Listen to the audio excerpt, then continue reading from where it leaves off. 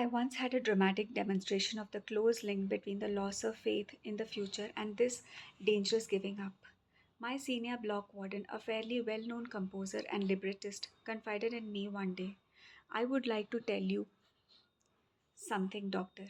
I have had a strange dream. A voice told me that I could wish for something, that I should only say what I wanted to know, and all my questions would be answered. What do you think? I asked. That I would like to know when the war would be over for me. You know what I mean, doctor, for me. I wanted to know when our camp, would be liberated and our sufferings come to an end. And when did you have this dream? I asked. In February 1945, he answered. It was then the beginning of March. What did your dream voice answer? Furtively, he whispered to me, March 30th. When he told me about his dream, he was still full of hope and convinced that the voice of his dream would be right. But as the promised day drew nearer, the war news which reached our camp made it appear very unlikely that we would be free on the promised date. On March 29th, he suddenly became ill and ran a high temperature. On March 30th, the day his prophecy had told him that the war and suffering would be over for him, he became delirious and lost consciousness.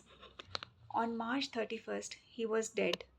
To all outward experiences, he had died of typhus.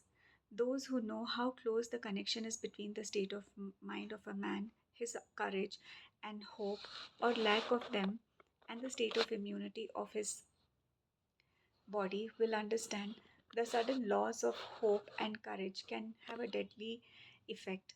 The ultimate cause of my friend's death was that the expected liberation did not come, and he was severely disappointed.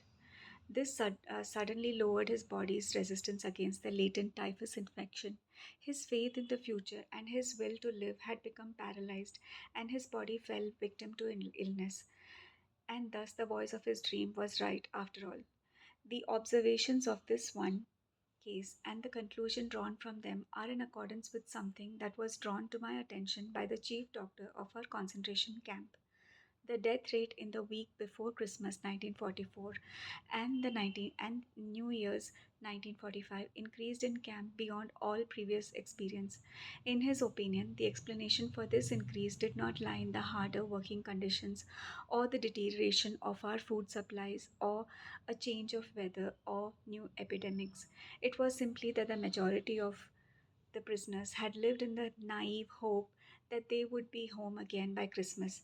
As the time drew near and there was no encouraging news, the prisoners lost courage and disappointment overcame them.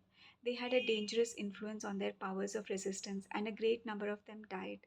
As we said before, any attempt to restore a man's inner strength in the camp had first to succeed in showing him some future goal.